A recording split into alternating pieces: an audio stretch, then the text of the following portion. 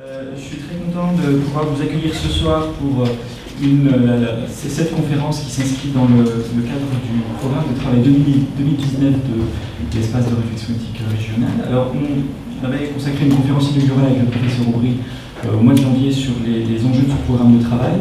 On a choisi cette année de travailler sur les questions éthiques qui étaient soulevées par le développement et le recours à l'intelligence artificielle dans le champ de la santé. On l'a fait parce que c'est sur un plan industriel, sur le plan de la recherche, sur un plan partie économique aussi, des technologies qui sont en train de se développer énormément.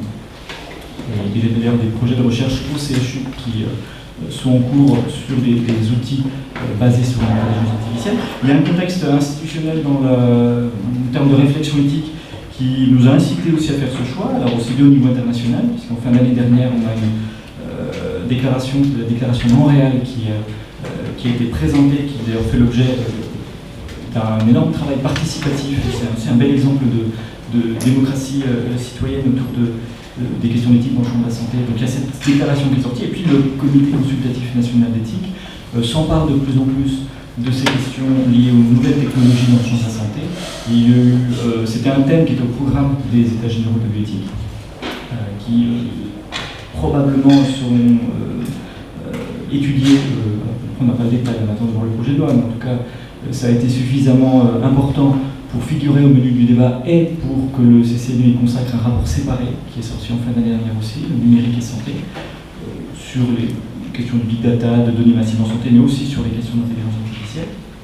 Et donc, en tant qu'espace de réflexion éthique régionale, on a considéré qu'il y avait un enjeu à en faire un sujet de débat public, puisque dans la lignée de nos travaux sur les précédents sujets, aussi bien sur les questions de fin de vie, de vieillissement, de psychiatrie, qu'on a pu traiter les années précédentes, on appréhende l'intelligence artificielle de la même façon, c'est-à-dire que ce sont des technologies ou ce sont des nouvelles pratiques qui sont très prometteuses, en tout cas, sur le plan de la santé. L'intelligence artificielle, on en avait déjà un petit peu parlé, mais on pourra revenir plus en détail dessus, aussi bien en termes de diagnostic, d'analyse d'images, d'aide à la décision, voire de robots conversationnels nous laisse envisager des progrès assez révolutionnaires dans le champ de la médecine. On était récemment à Paris pour le forum lycéen de bioéthique du CCNE qui était précisément aussi consacré à ces questions.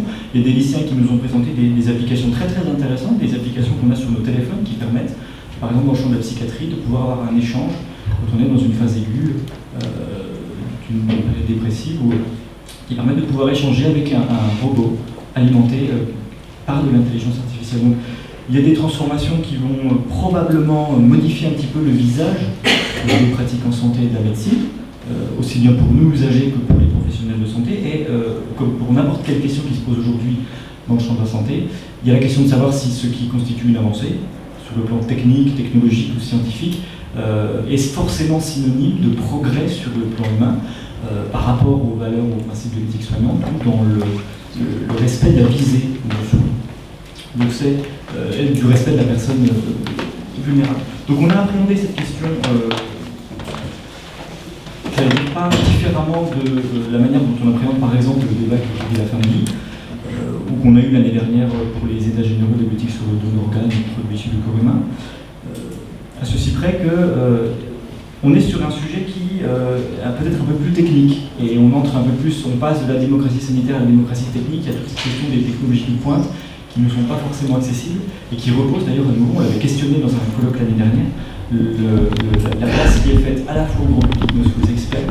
Donc c'est un peu l'ambition qu'on a, modeste, sur ce cycle au grand public, ce cycle de débat public 2019. Alors là, ce soir, c'est une conférence qui est un tout petit peu particulière. Autant les sujets des conférences précédentes, les grands enjeux qu'on avait présentés en conférence inaugurale, le professeur Aubry avait insisté sur le fait que le rapport qu'on devait avoir avec l'intelligence artificielle ne devait pas forcément être un rapport de méfiance, pas nécessairement de méfiance, mais en tout cas de vigilance, par rapport à l'expérience qu'on peut avoir sur le questionnement précédent, et les conséquences impensées du développement d'une médecine traitement scientifique. On a eu une deuxième conférence aussi, en février, qui nous a permis de distinguer un petit peu ce qui relevait du mythe et de la réalité dans l'intelligence, dans nos représentations de l'intelligence artificielle, aussi bien aux espoirs qu'on projetait sur elle que par rapport aux risques. Et l'un des éléments intéressants qui était ressorti d'ailleurs, c'était que l'un des principaux risques qu'il y a en matière d'intelligence artificielle, c'est pas tellement lié à l'algorithme ou au programme lui-même, mais plutôt à ce que l'humain y mettra ou en fera.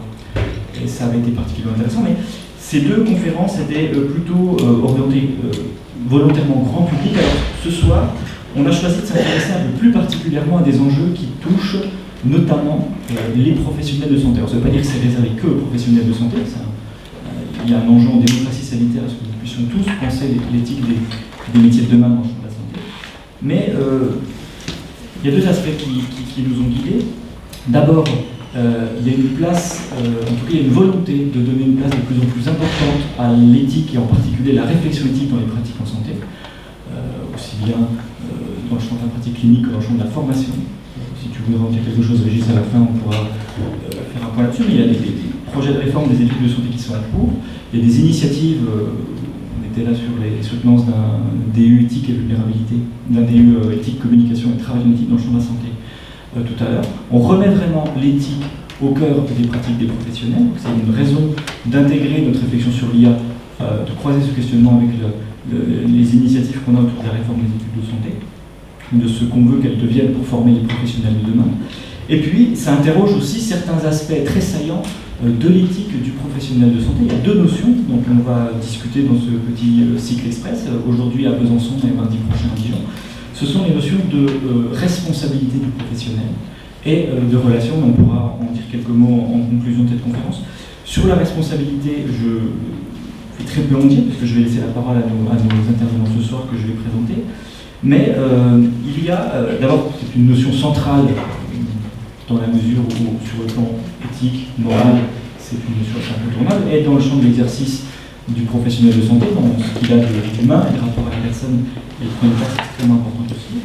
Et là, avec l'intelligence artificielle, une dimension un peu plus particulière, puisque ce qu'on a tendance à décrire comme étant un outil ou un programme informatique, un pur outil, n'est pas tant un outil que ça, puisque le programme ne sera pas seulement ce que nous on en fera ou ce qu'on lui demandera de faire, mais il a dans les informations qu'il nous donnera, que ce soit des diagnostics, que ce soit des indications en termes de décision par exemple, il a une certaine autonomie, qui fait qu'on ne comprend pas tout à fait comment il produit l'information qu'il nous apporte, c'est une forme de boîte noire un petit peu, une forme d'autonomie qui nous amène à questionner la responsabilité qui peut être engagée. Alors, pas seulement quand il y a un problème qui arrive, mais aussi plus généralement, est-ce qu'un professionnel de santé, d'un point de vue de la responsabilité éthique qui est la sienne, peut, du point de vue des valeurs de l'éthique, mobiliser des outils d'intelligence artificielle comme ça, sans trop y réfléchir, quand il s'agit de soigner un de ses patients, d'accompagner un bénéficiaire ou un usager du système de santé. Quand il y a des enjeux de vie, de mort qui peuvent être qu'on peut considérer des enjeux de qualité de vie, en tout cas quand la santé d'une personne est en jeu, comment la responsabilité ou l'attribution, le partage de responsabilité entre l'humain et la machine peut être modifié ou pas. C'est ce qu'on pourra discuter sur ce sujet précis. Alors c'est ce qu'on discutera, puis l'avantage de ce qu'on s'était dit, c'est que ça nous permet en plus de faire un petit pas de côté, puis de revenir à quelques considérations plus générales sur cette notion de responsabilité, parce que un peu comme l'éthique, un peu comme la relation, ça fait partie de ces notions qu'on a l'habitude d'employer, qu'on entend régulièrement, et puis à force de les employer, elles perdent des fois un peu de leur sens, donc ça peut être une petite piqûre de rappel intéressante de se questionner là-dessus. Alors, je m'arrête de parler. En tout cas, je vais m'arrêter très vite de parler, puisque je vais donner la parole à nos deux intervenants ce soir. Je vous présente peut-être au moment où vous donnez la parole. Ce qu'on s'était dit, c'est que, pour commencer, ça pouvait être intéressant de rentrer tout de suite dans le vif du sujet, de se questionner, puisqu'il y a un champ de la responsabilité qui va être évidemment, qui nous intéresse, qui vous intéresse en particulier, c'est celui de la responsabilité juridique. C'est souvent ce qu'on apprend en premier. Qui est responsable et puis qui est responsable quand ça dysfonctionne, quand il y a un souci. Dans le cas d'outils ou de technologies, de systèmes artificiellement intelligents. Alors pour nous éclairer ce soir, je suis très heureux d'accueillir, et je vous remercie d'avoir accepté notre invitation, Alexandre Vial. Alors tu me complètes si je fais une erreur dans ta présentation, mais tu es doctorant en droit du numérique à l'université de Franche-Comté, au labo, le CR, le centre de... CRGF, c'est le CRGF juridique de Franche-Comté. Sous la direction de Pascal Camilla, c'est ça. Et tu consacres ta thèse à cette question, donc le sujet est parfaitement approprié et tu vas pouvoir précisément nous éclairer là-dessus. Je te remercie encore et je te donne la parole. On est tranquille, hein, sentez-vous libre aussi. Enfin, je ne sais pas si tu es d'accord, mais si vous avez des questions qui vous arrivent aussi pendant sa présentation, on n'est pas nombreux ce soir, si on est sur le mode de l'échange. Alors, je ne sais pas si ma voix porte suffisamment peut-être avec le micro, c'est bon. J'ai horreur des micros, même si j'aime beaucoup les technologies. Alors tout d'abord, merci beaucoup Armand, merci beaucoup de nous accueillir. Moi déjà, je vais commencer en vous présentant des excuses à deux titres.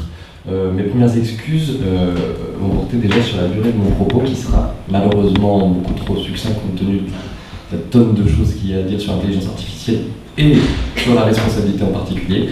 Ma deuxième excuse, ça va être sur le caractère prospectif de mon propos, puisque nécessairement, on va parler de choses qui n'ont pas d'application encore en France. Et donc, qui dit prospectif dit incertain. Je vais aussi vous parler de ce que moi j'envisage dans le cadre de ma thèse, de mes travaux de recherche, pour l'intelligence artificielle. C'est-à-dire que là, je parlerai sous l'autorité d'absolument personne. Ce sont donc des idées, des propositions, des choses que j'envisage en termes juridiques, et que je laisserai à votre appréciation pour une éventuelle discussion. Ma troisième excuse, je n'ai pas compté dans mon exposé d'excuses, que je viens juste de trouver à l'instant, puisque j'ai entendu Armand parler davantage de la responsabilité du professionnel de santé, c'est que la responsabilité du professionnel que je vais envisager, ça va être en fait une responsabilité assez large. En gros, on appelle ça la responsabilité civile, qui ne correspond pas qu'au professionnel, mais qui va correspondre à toute personne physique qui, en principe, devrait causer autrui un dommage. Alors, pour ce faire, ne soyez pas inquiets, j'ai ramené mon code civil, il est un peu imposant, mais j'en ai besoin parce que je ne me rappelle pas, contrairement à ce qu'on dit à tous les textes de loi, il est ici. Et comme j'ai vraiment beaucoup de mal avec le par cœur, j'aime bien de temps en temps feuilleter, ça me permet de me rappeler des textes. Donc incertitude, je vous le disais tout à l'heure, incertitude. Incertitude, pourquoi ? Parce qu'en droit français, il n'existe à l'heure actuelle aucune règle qui s'appliquerait à l'IA. En tout cas, qui s'appliquerait directement à l'IA. Aucune règle de droit ne vise le système d'intelligence artificielle comme potentielle cause de dommages. Ça, c'est important, parce qu'il y a effectivement des règles qui vont toucher les systèmes qu'on peut raccrocher à des systèmes d'intelligence artificielle, qui sont par ailleurs traités dans les RGPD et toutes ces règles-là de systèmes de traitement automatisé de données. C'est pas exactement ça. Parce que l'intelligence artificielle a vocation à aller un peu plus loin que simplement traiter des données comme une calculatrice le ferait ou comme un ordinateur le ferait. C'est un petit peu plus loin, et Armand l'a déjà dit, il l'a pressenti, il y a toute une question d'autonomie qui est permise par toute la recherche en matière de réseaux neuronaux. Et vraiment uniquement grâce à ça. Donc incertitude juridique énorme du fait que le droit français appréhende pas totalement l'intelligence artificielle. Elle l'appréhende, mais en fait de manière éthique essentiellement. Et moi je distingue, et je tiens à distinguer l'éthique de la responsabilité juridique à proprement parler, parce que c'est pas exactement la même chose. En droit, c'est pas exactement la même chose. L'éthique peut créer de la responsabilité juridique à terme, mais parfois on a de la responsabilité juridique qui va s'appliquer indépendamment de toute considération éthique. Ça, c'est assez important quand même de le noter, surtout pour les responsabilités de type classique. Je pense notamment à la voiture autonome, tout le monde a entendu parler. Là, on ne sera pas forcément dans le champ de l'éthique, puisqu'il y a déjà quelques règles qui s'appliquent en matière de circulation autonome. Il faut aussi savoir que moi, je vais vous parler de responsabilité civile, et pas de responsabilité pénale. C'est-à-dire qu'on ne va pas évoquer les infractions que peut commettre une intelligence artificielle.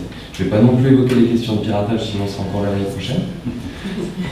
Et en plus de ça, je suis loin d'être un grand technicien de ces questions-là. En revanche, tout simplement, on va partir d'une hypothèse de travail de départ qui va être une intelligence artificielle sous n'importe quelle forme qui va causer un dommage à quelqu'un sans qu'il y ait eu infraction pénale, sans qu'il y ait eu piratage, avec des acteurs qui sont parfaitement identifiables tout le monde. C'est une hypothèse qui, en pratique, n'arrivera absolument jamais, mais elle va nous permettre de nous poser des questions par la suite. Alors en droit français, on n'a pas grand-chose.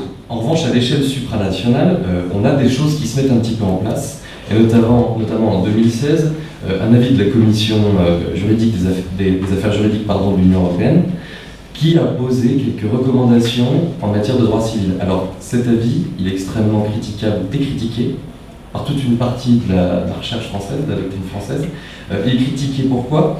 Parce qu'en réalité, il est trop empreint d'éthique et pas suffisamment de termes juridiques, techniques, de responsabilité civile, de droit civil à proprement parler. On va évoquer la question de la traçabilité, la question de la différenciation entre l'utilisateur, le tiers, le producteur, le concepteur, mais on ne va jamais dire très concrètement quel régime de responsabilité on applique pour l'IA. Alors peut-être parce que la commission des affaires juridiques laisse une porte ouverte en réalité à chaque État pour pouvoir adapter son propre droit civil. Peut-être, ça j'en sais rien. Ce que je sais en revanche, c'est que, c'est un gros point noir pour la Commission des affaires juridiques de l'Union européenne, c'est qu'on commence directement l'avis en parlant de Frankenstein. Et c'est écrit tel quel dans la vie. Attendu que Frankenstein a toujours fasciné les hommes. Alors ça pose un vrai problème puisque la loi civile se veut quand même assez sérieuse.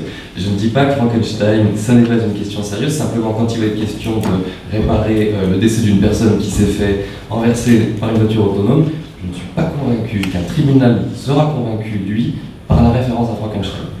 Cela étant, on peut saluer déjà la prise d'initiative d'évoquer l'intelligence artificielle à une époque où les juristes les premiers disent n'importe quoi, notamment en termes de personnalité juridique.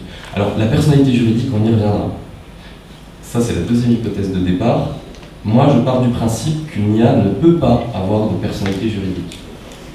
C'est un parti pris de ma part, que je suis évidemment en mesure de défendre. Simplement, c'est une hypothèse sur laquelle je parle de départ, parce que sinon ça n'aurait plus.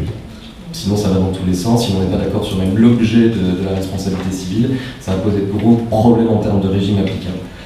L'IA, pour moi, n'a pas de personnalité juridique. Ça veut dire qu'il va falloir la considérer comme un objet, comme un bien meuble. Voilà. C'est-à-dire qu'entre cette tablette, le téléphone et l'IA, il n'y a strictement aucune différence du point de vue du droit. Alors, évidemment, c'est quand même un bien meuble un peu particulier, parce que celui-ci est capable de prendre des décisions par lui-même. Et c'est probablement ce qui a fait naître, il n'y a pas longtemps, une seconde velléité européenne de rétablir, en tout cas, à défaut de créer des règles, de donner des lignes directrices pour créer des règles. Et en effet, les communautés européennes ont présenté récemment quelques grandes lignes à propos du développement de l'IA, histoire de sécuriser, je pense, le marché de l'IA, de l'investissement de l'IA et de la recherche en IA. Alors, il y a toute une série de lignes qui ont été posées, notamment, je ne cite les plus curieuses, mais l'absence de discrimination, la présence d'équité, mais aussi la responsabilisation, non pas de l'intelligence artificielle en elle-même, mais des gens qui y auront recours. Et ça, c'est intéressant, parce que c'est la première fois qu'on en parle. En général, on a l'impression qu'en réalité, l'IA va surtout dépendre des tiers qui n'auront pas eu la chance, en fait, seront trop mauvais dans le moment. Mais là, pour la première fois, on va mettre l'accent sur le fait que ceux qui conçoivent des IA dès le départ doivent faire attention à ce qu'ils font. Et ça, c'est extrêmement important, puisque c'est la première fois qu'en tout cas, personnellement, je l'ai vu passer. Je vais évoquer, alors en bon juriste, je sais pas si vous le savez, mais on a une mauvaise manie, alors certains disent que c'est une tradition, moi je pense que c'est une mauvaise manie, mais on présente les choses de manière extrêmement rigide, en deux parties. Donc, malheureusement, j'ai tous les stigmates de ma formation universitaire, je vais vous présenter les choses sous deux parties. J'ai une première partie qui va consister très concrètement à vous présenter les différentes règles applicables en droit français par interprétation à l'intelligence artificielle, ce qui signifie que ce sont des articles du Code civil qui peuvent peut-être s'appliquer en termes de responsabilité à l'intelligence artificielle. Et on va voir ensemble pourquoi, à mon avis, non. Et la deuxième partie, ça va être un essai, une proposition, que je vais aussi soumettre à votre avis peut-être plus éclairé en pratique que le mien, proposition de régime un petit peu particulier, inédit de responsabilité, qui n'existe pas à l'heure actuelle en droit français.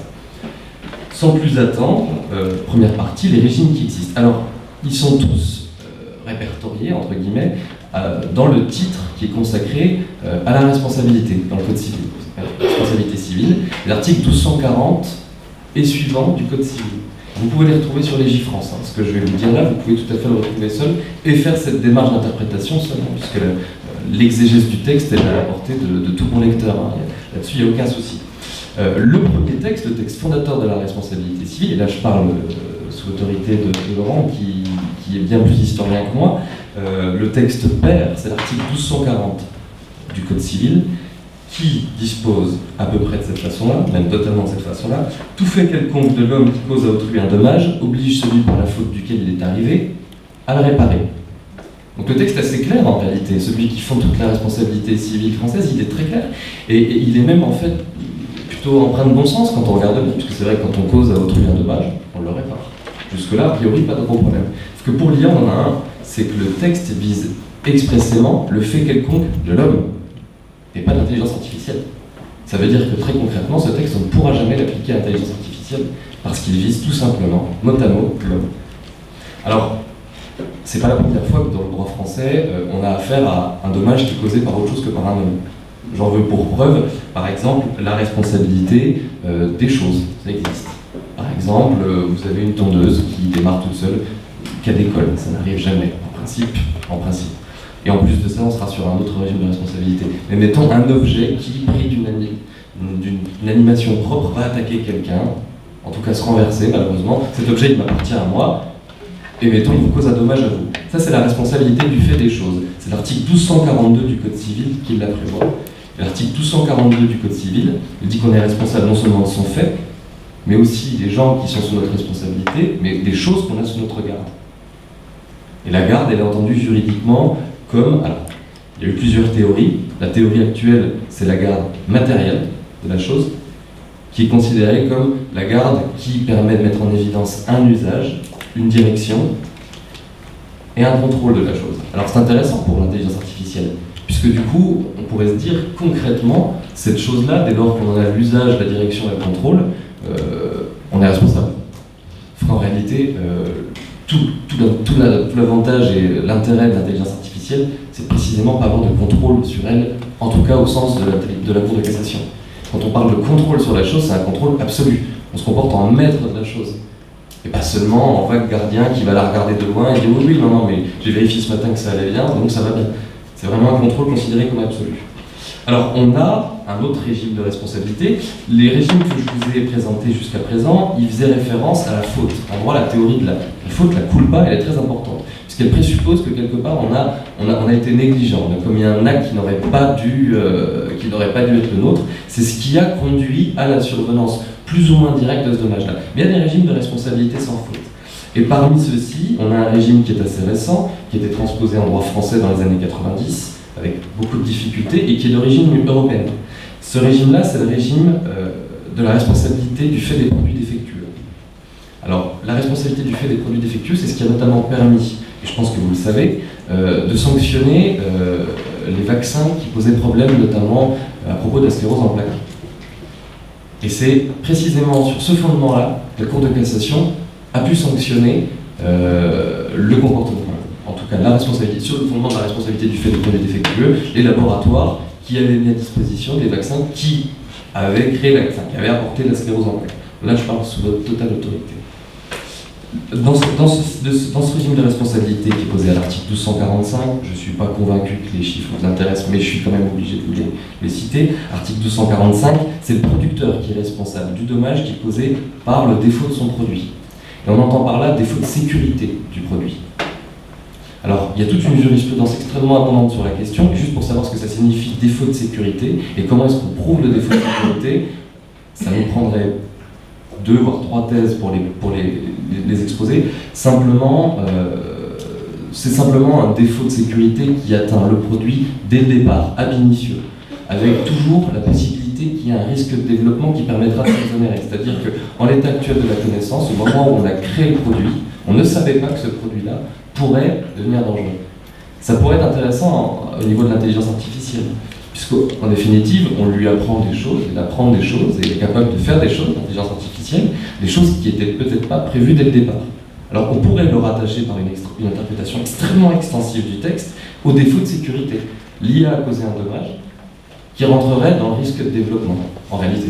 C'est-à-dire que notre IA, dès le départ, on l'aurait conçue de façon à ce qu'elle accomplisse une tâche A, elle a accompli une tâche A++. Et c'est ce plus qui a précisément causé le dommage. Alors c'est un petit peu dangereux parce que du coup ça déresponsabiliserait quand même beaucoup les producteurs qui pourraient arguer en permanence du risque de développement. Disant ah oui mais vous comprenez, l'IA c'est quand même quelque chose particulièrement fluctueux, on ne pensait pas qu'elle prendrait un couteau pour tuer son propriétaire. Alors, ce serait à peu près ça, assez dangereux. Je tire le trait énormément pour que ce soit assez plausible. Généralement c'est les exemples qui sont pris à l'école, c'est très caricatural. Le régime le plus intéressant, et paradoxalement un des plus anciens, serait probablement celui du régime de responsabilité du fait des animaux.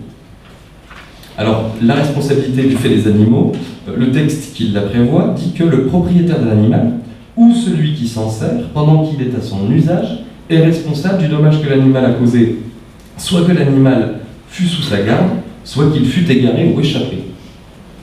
Et là, c'est intéressant, puisqu'en réalité ça nous permettrait de couvrir à peu près tous les champs possibles et inimaginables d'intelligence artificielle. Donc, évidemment, pareil, le risque toujours de déresponsabiliser en réalité les concepteurs, mais en tout cas, on aurait un fondement pour pouvoir sanctionner à minima le gardien de l'animal. Sauf que là, le problème, c'est que c'est un animal. Et c'est toujours pareil. Les textes en droit doivent être interprétés quand même à la lettre. On permet une interprétation de la notion, de responsabilité, de défaut, mais on ne peut pas aller contre le sens du mot. Si c'est animal, c'est animal. Si c'est homme, c'est homme. Alors, l'idée, ce serait éventuellement de s'inspirer de tous ces régimes de responsabilité. Il y a tout de même une difficulté. La difficulté, c'est de savoir si on doit conserver ou non la faute. Est-ce qu'on doit partir du principe que, à un moment donné ou à un autre, un des acteurs de la chaîne de responsabilité a commis une faute? Il y a deux difficultés. La première, c'est que là, pour le coup, on serait sur quelque chose qui serait laissé à la libre interprétation des tribunaux. Absolue, totale.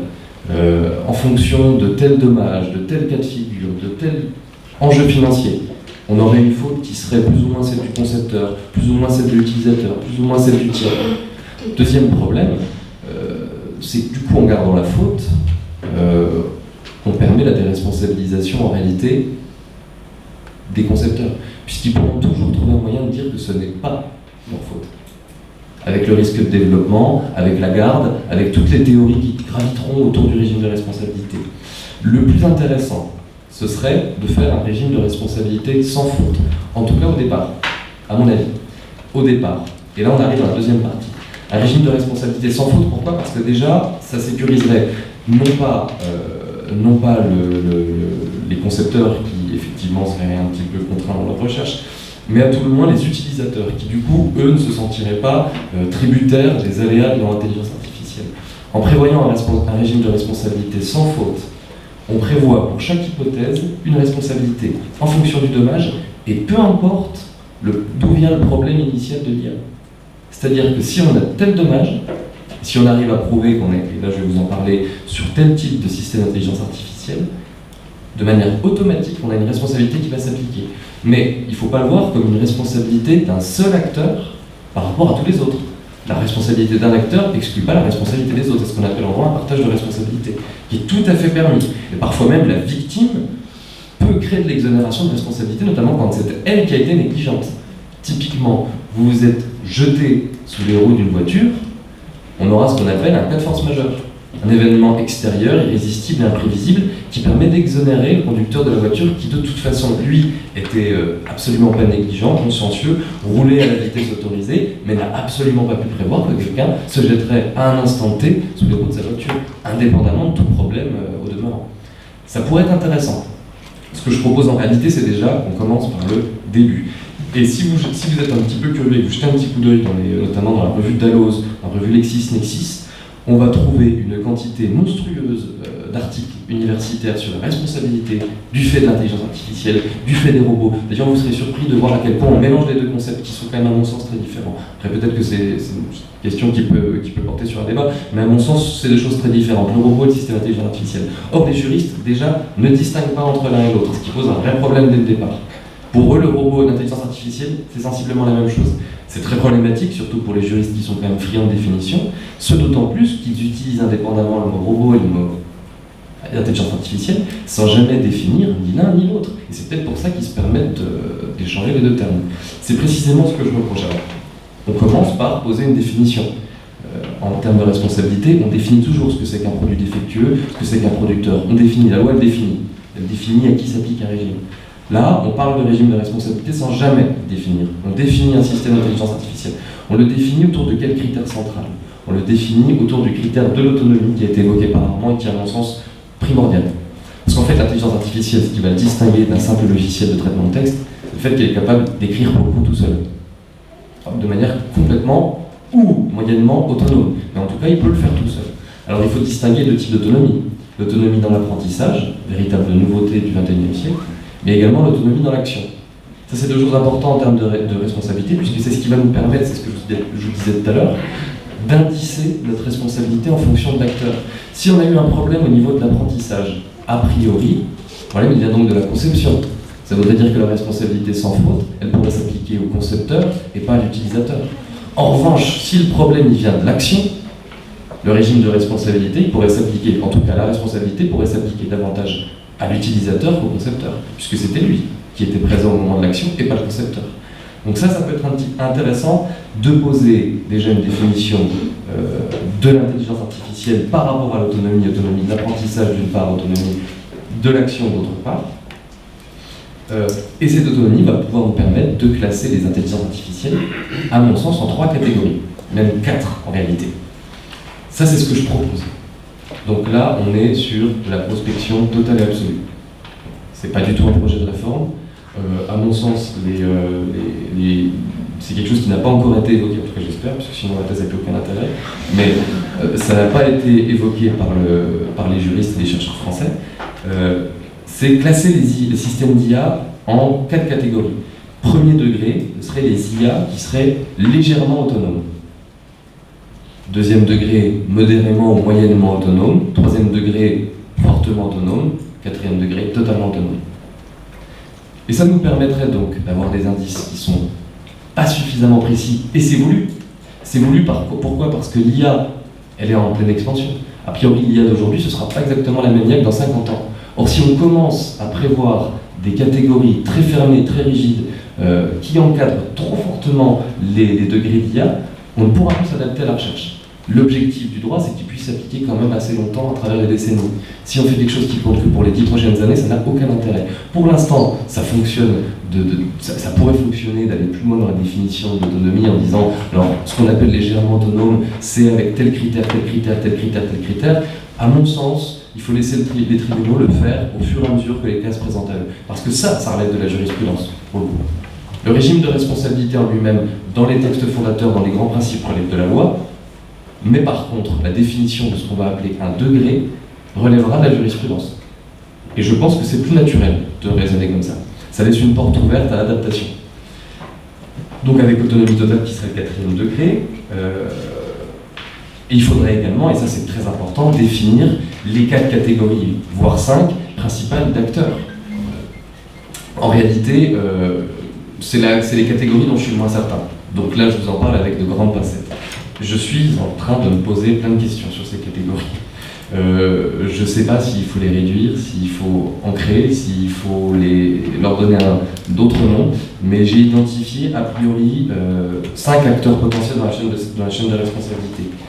Le premier, le concepteur, l'équipe informatique, peu importe qu'elle soit rattachée à une société privée, à l'État, peu importe, mais l'équipe qui travaille sur le code, qui permet ensuite d'avoir un réseau de neurones X, Y, Z qui est capable de faire de l'analyse d'images en radio ou faire des chatbots en ligne qui vous proposent les derniers restos à la mode, peu importe, l'équipe qui bosse sur le code, le producteur, pris dans son terme générique de celui qui va mettre à disposition le matériel technique concret d'IA, et là ça va être intéressant justement la distinction avec le robot, puisque si on a un système d'intelligence embarqué, type véhicule, voiture autonome, on pourra parler plus facilement de producteur et on pourra assez bien identifier, tout l'intérêt aussi d'avoir une boîte noire, pour pouvoir parler de traçabilité, c'est là qu'est intéressant de parler de producteur, puisque c'est lui qui va être responsable a priori de toutes ces choses. Le distributeur, et là on va parler de système d'intelligence artificielle entre guillemets grand public, mettons avec les Google Home très à la mode, dont on entend la pub en permanence sur YouTube, ok Google, voilà. Et ben, imaginons l'essor de ces IA domestiques. La question du distributeur va avoir, à mon avis, une importance énorme, puisque lui sera responsable, cette fois-ci, envers l'utilisateur du produit qu'il lui vend, un produit qui est fini, qui n'a pas été fait par lui, mais qui lui vend tout de même, en sachant que toutes ces catégories que je vous évoque peuvent être soit scindées, soit mélangées. On peut être à la fois concepteur, producteur et distributeur. Pas du tout exclu. On peut être aussi que concepteur et producteur, voire même que concepteur et distributeur. C'est possible. En tout cas, c'est ouvert. Je ne sais pas ce que l'avenir réserve. Je pense que c'est important de laisser une marge de manœuvre et une certaine liberté sur les concepts et de les dessiner de manière assez large, de manière assez générale. L'avant-dernier, ce sera l'utilisateur, celui qui, in fine, va utiliser l'IA. Et ça, pour le coup, l'utilisateur, c'est vous. C'est les professionnels de santé, c'est aussi les professionnels du droit, mais c'est aussi les collectivités territoriales qui vont peut-être utiliser une voiture autonome, c'est la justice prédictive. En tout cas, c'est celui qui concrètement n'a pas fait l'IA, ne va pas la commercialiser, ne va pas la distribuer, mais va l'utiliser à l'égard des autres. Et enfin, le tiers, celui qui va prendre directement le dommage de l'IA. C'est les 5 catégories que j'identifie. On peut leur appliquer, à mon sens, à chacun, un coefficient de responsabilité en fonction à la fois du degré d'autonomie de l'IA, mais également de leur position dans la chaîne de responsabilité par rapport au régime qui a été précisé. C'est ce que je pense. Alors, le régime de responsabilité sans faute, je vous le disais, il est intéressant puisqu'il permet, et je commence à en faire un, il permet de faire un vrai tableau, une espèce de loi salique un peu mérovingienne, avec quand on casse un bras, on attend. C'est très intéressant puisque c'est super sécurisant pour le justiciable qui se dit, en tout cas pour le justiciable pris au sens large, pas le simple citoyen, mais toute personne qui a affaire à justice pourra se dire, la loi elle pose précisément un régime de responsabilité, Clovis, la loi salique, si c'était le dommage, c'était la réparation. Le problème c'est que, et ça c'est l'inconvénient majeur du régime de responsabilité que je pose, c'est que ça peut faire peur aux concepteurs. Ça peut leur faire peur parce que ça poserait, in fine, en réalité, le plus gros dommage retomberait sur le concepteur. Et ça ferait perdre des sommes monstrueuses aux entreprises qui commercialiseraient une IA qui, dès le départ, parce que le dommage est imprévisible, parce que l'IA a été, mettons, trop forte, trop performante, et qu'elle a créé elle a eu des actes qu'on n'avait pas du tout anticipés, son simple dommage ruinerait l'intégralité de la chaîne d'acteurs depuis le début, et en réalité on se retrouverait avec des petites IA, des micro-IA, qui n'auraient pas beaucoup d'action, à qui on ne confierait pas beaucoup de responsabilités parce qu'on en aurait peur. En tout cas, on n'aurait pas peur de l'IA en elle-même, mais du dommage qu'elle pourrait causer. De la même façon qu'il y a beaucoup de gens qui réfléchissent avant d'acheter un Rottweiler, alors à juste titre ou pas, j'en sais rien, mais on serait un peu dans ce cas de figure-là. Voilà. C'est tout ce que j'avais à dire, je ne sais pas si vous avez des questions, en tout cas je vous remercie de votre attention.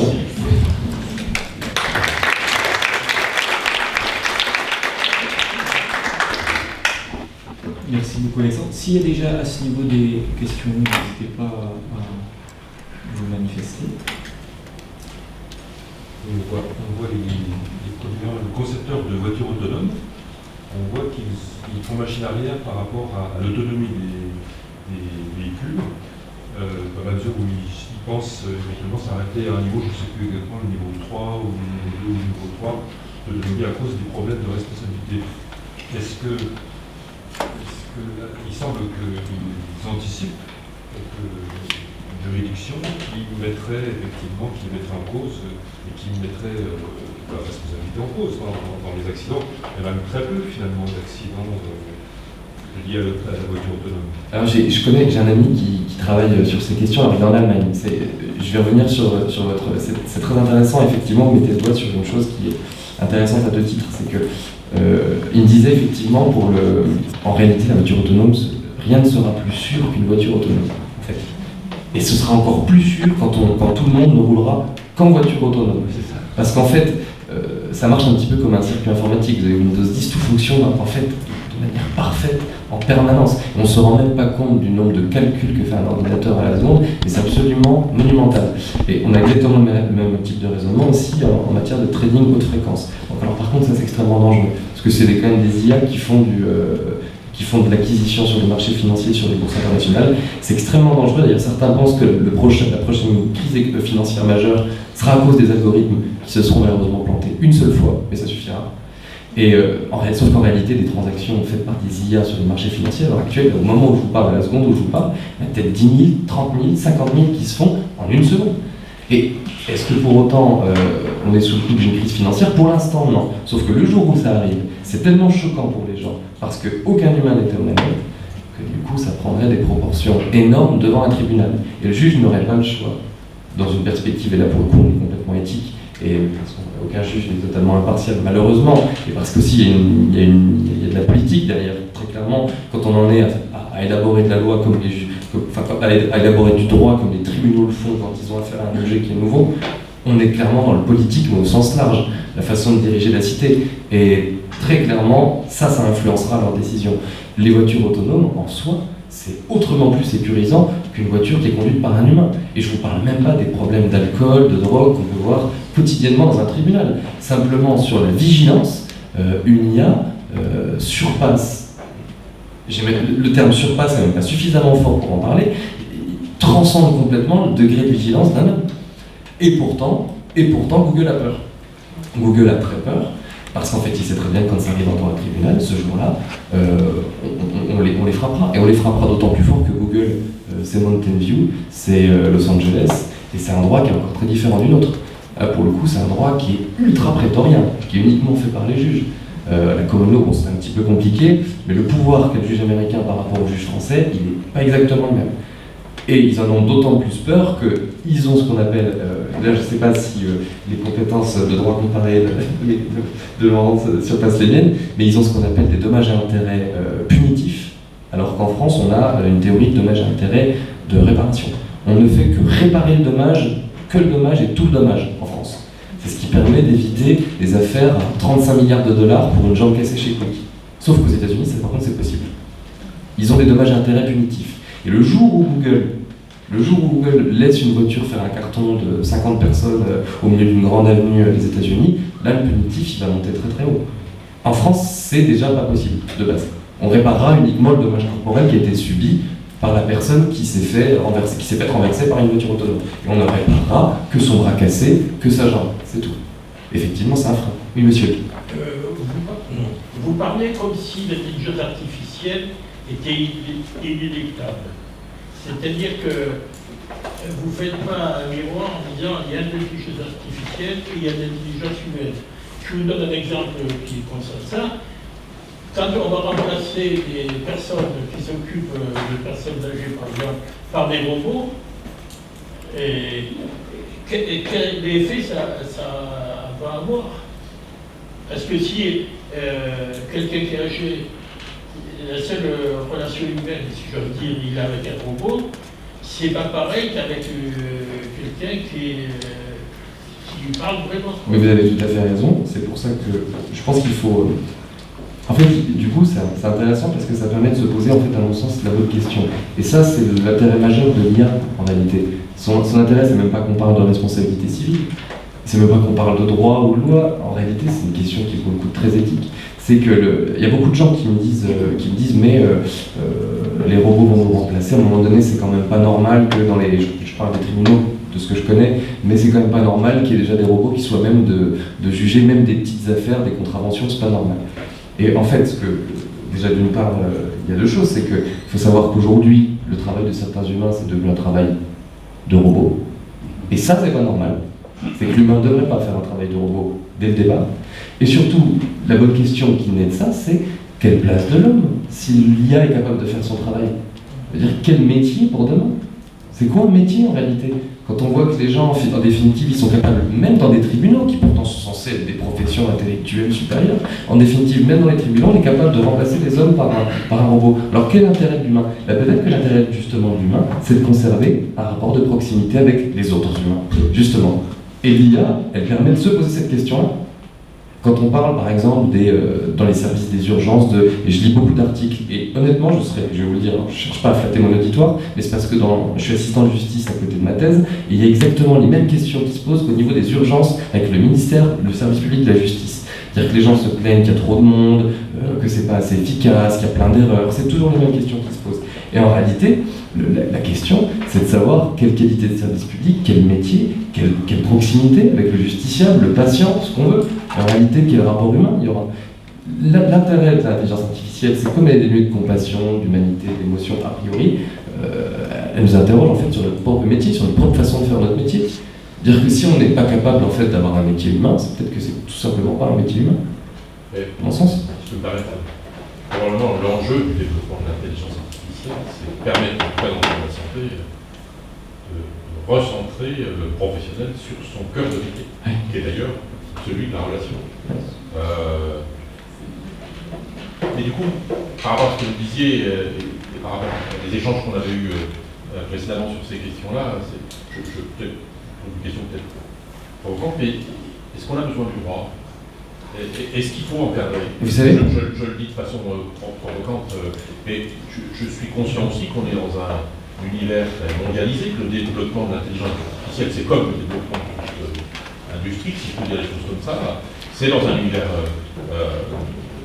de compétition, et est-ce qu'on risque pas de freiner le progrès si on est dans un encadrement excessif? Comment on arrive à trouver un modus operandi qui serait qui permettrait d'orienter l'intelligence artificielle là où on souhaiterait qu'elle soit, pour nous soulager, en quelque sorte, et pour nous permettre, parce que la vision que nous avons au titre de l'espace de réflexion éthique, par exemple, de l'évolution même du système de santé, c'est un système anthropique, c'est-à-dire on fabrique de la complexité, on fabrique de la singularité, on fabrique de l'incertitude, et il va falloir que l'homme se concentre sur les situations singulières.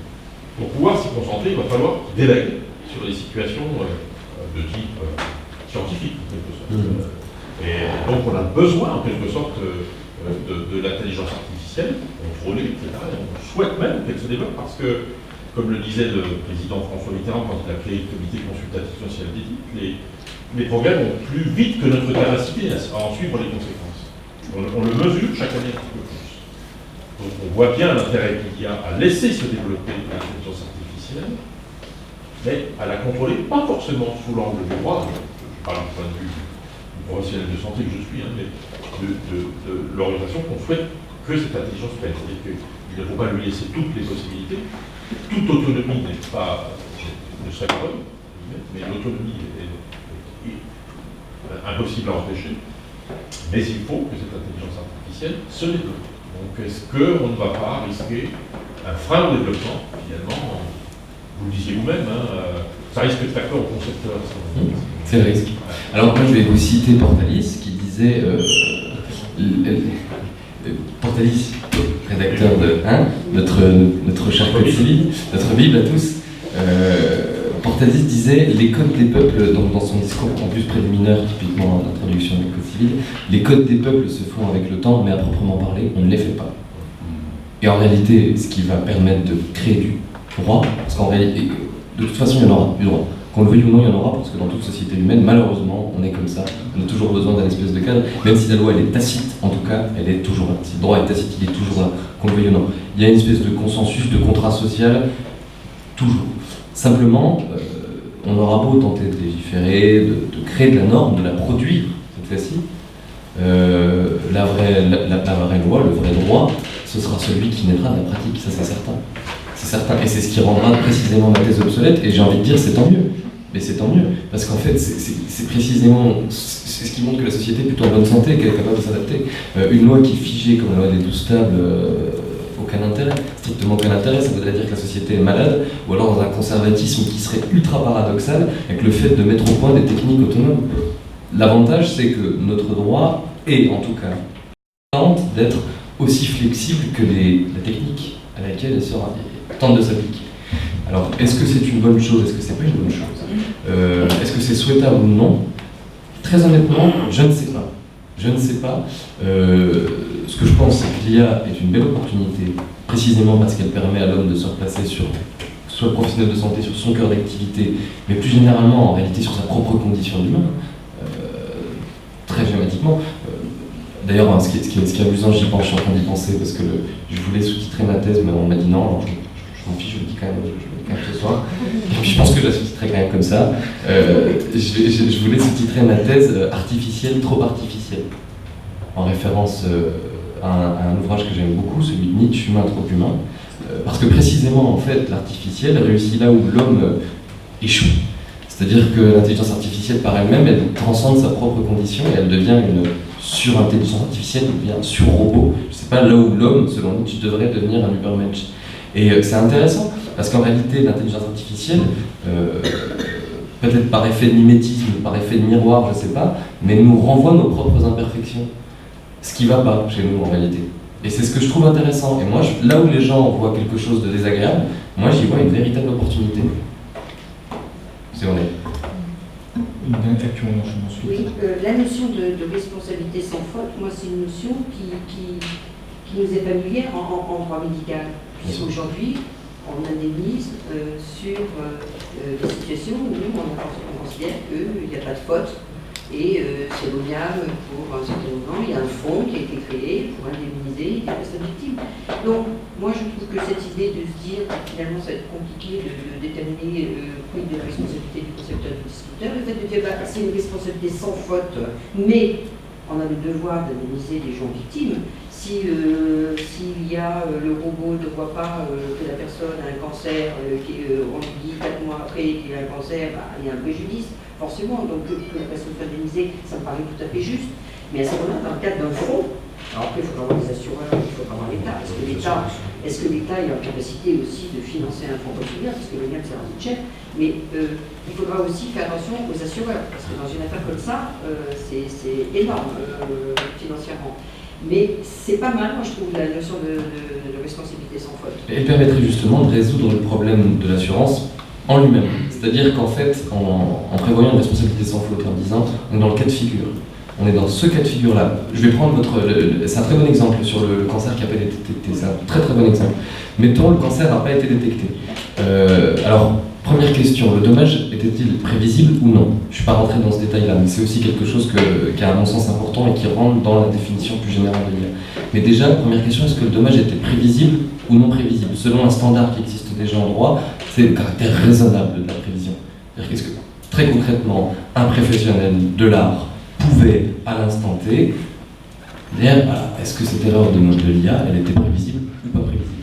À ce moment-là, est-ce que si c'était prévisible, est-ce que le concepteur s'est planté quand il a codé son IA, ou alors est-ce que le problème il est venu postérieurement? Et s'il est venu postérieurement, est-ce que c'est à cause des données qu'on a mis dans l'IA après, puisque l'IA est sans arrêt en train d'apprendre? Et c'est ça qui est intéressant en fait dans l'identification des acteurs, c'est qu'on va pouvoir certes faire une responsabilité sans faute, mais savoir si du coup le concepteur sera responsable à 25% et l'utilisateur à 25%, et pourquoi pas le producteur, enfin du moins on va peut-être plutôt prendre concepteur 25 et puis utilisateur 75, ou l'inverse, selon qu'on est dans un type de dommage qui sera prévu, je pense. Mais en tout cas, la question des assurances elle est primordiale, ça c'est certain, et elle arrive juste après celle-là, puisque même si on crée des fonds de garantie, et derrière, il y a toujours quand même un procès, parce que les fonds de garantie, ils se retournent, ils ont la possibilité de le faire. Et c'est quelque chose aussi qu'on voit en matière de droit de la construction, peut-être même encore plus fort, puisque là, il n'y a pas de fonds. Il n'y a pas de fonds c'est vraiment qu'une affaire de droit privé, et le dommage, c'est le dommage. Et on se retourne derrière, puisqu'en fait, on va jouer sur toutes les clauses, et ça, c'est important. Alors, je vous ai parlé de responsabilité civile jusqu'à présent, mais il faut savoir qu'on peut aménager la responsabilité par le contrat aussi. Et ça, alors, je ne l'évoque pas, et d'ailleurs j'ai fait le choix de ne pas l'évoquer non plus dans ma thèse, puisque je pense que ça mérite une réflexion particulière de son côté, voire même une thèse de son côté. C'est très complexe, puisqu'on pourrait mettre des clauses, on pourrait imaginer par exemple un contrat de mise à disposition de matériel IRM intelligent, avec des clauses d'exonération de responsabilité. Alors là, il y aurait d'autres questions qui naîtraient. Par exemple, en droit des contrats, on sanctionne le déséquilibre entre les obligations réciproques des parties en contrat. En droit des contrats, vous achetez du pain, la personne vous donne du pain, vous lui donnez de l'argent, c'est un contrat. Tous les contrats fonctionnent sur cette base-là, en tout cas les contrats synalagmatiques. Là, en l'occurrence, on pourrait très bien imaginer un contrat de mise à disposition de système d'intelligence artificielle avec des clauses exonératoire de responsabilité. Mais à quel moment, du coup, une clause exonératoire serait déséquilibrée dans l'ensemble contractuel? Qu'est-ce qu'on appellerait un déséquilibre? C'est tout simplement parce que l'IA elle était auto-apprenante et qu'elle a appris moins bien que ce qu'elle aurait dû apprendre. Ce serait une source de déséquilibre dans le contrat. De la même façon, là, en fait, on ruinerait la recherche puisque plus personne ne voudrait signer un contrat qui porte sur un système d'intelligence artificielle. Alors ça, c'est des questions que j'ai traitées de manière très superficielle dans le cadre de mon Master 2 et que je ne traite pas dans le cadre de ma thèse. Mais c'est aussi des questions qui se posent, et notamment à l'égard des professionnels, puisque le meilleur moyen pour le professionnel de sécuriser sa pratique, c'est de faire des contrats. Et on le voit avec la pratique, notamment, je ne sais pas si ça se fait en médecine, mais en tout cas chez les avocats, ça se fait de plus en plus, les conventions d'honoraires. Et on pourrait imaginer, en termes de justice prédictive, une convention d'honoraires qui inclurait une clause qui prévoirait l'utilisation d'un logiciel d'un système d'intelligence artificielle pour prévoir l'issue du procès. Et du coup, il y aurait toute une rangée de sous-clauses, 10.1, 10.2, 10.3, 10.4, qui permettrait de dire, alors l'intelligence artificielle s'engage à donner un résultat de réussite de l'affaire si et seulement si, tac, tac, tac, tac, tac, tac, tac, tac, tac, les conditions comme on les voit bien, les conditions générales de vente, quand vous achetez du matériel informatique, vous avez vu les feuillets, typiquement les feuillets qu'on lit pas. Oui, mais ça ne peut pas marcher à l'hôpital, parce qu'avec la notion d'urgence, le mec il a besoin d'urgence, il n'a pas le temps de remplir les clauses de machin. Malheureusement. Il passe directement en radio si c'est l'intelligence. Voilà, et ce serait pire parce que du coup là, ce serait peut-être inséré dans le code de la santé publique. Et là, du coup, ce serait l'équivalent, mais inséré dans le code de la santé publique. Et là, en fait, ce serait un drame puisqu'on ne pourrait même pas consentir en réalité. Parce que l'avantage du contrat, c'est qu'on accepte ou on refuse de signer. Par contre, si c'est la loi, on n'accepte pas. Merci Alexandre. Merci. Si vous avez d'autres questions, on peut se reprendre un petit temps juste après la deuxième intervention. En tout cas, dans les échanges que vous avez, il y a deux notions qui sont importantes. La première, c'est celle de régulation. Tu le disais, Régis, il y a un risque aussi à ce qu'on freine le développement des progrès que pourrait nous permettre l'IA. C'est tout l'enjeu de comment on arrive à se prémunir des risques et comment on arrive en gardant que le meilleur de ce qu'on pourrait espérer avec l'intelligence artificielle. C'est toute la question de la régulation. Pour information, nous, à l'espace de réflexion éthique, on va enfermer pendant une journée et demie à peu près des étudiants en droit, en sciences humaines et sociales, pour les faire plancher justement sur cette question de la régulation. Quel mode de régulation, juridique, non juridique, c'est dans le prolongement de la discussion qu'on a eue pour la révision de la loi de bioéthique. Il y a sur les problématiques de fin de vie, par exemple, il y a ce qui peut être mis dans la loi, mais il y a aussi un certain nombre de problèmes qui ne nécessitent pas qu'on refasse nécessairement la loi. Comment on les encadre, comment on régule les pratiques. C'est une question qu'on aura. Et le deuxième enjeu, c'est celui, tu évoquais l'aspect politique, mais c'est tout ce qui va relever du débat public. Et vous parliez, M. l'excellent, des questions de relations soignantes, par exemple. Qu'est-ce qu'on voudra préserver? Alors, on en parlera mardi prochain, spécifiquement de quel avenir on réserve à la relation soignante. Mais ce sera aussi en partie ce qu'on voudra préserver de cette relation. C'était le slogan, entre guillemets, des États généraux, c'est quel monde voulons-nous pour demain? C'est un enjeu de démocratie, aussi de fixer des limites en fonction de ce qu'on attend ou pas de l'intelligence artificielle.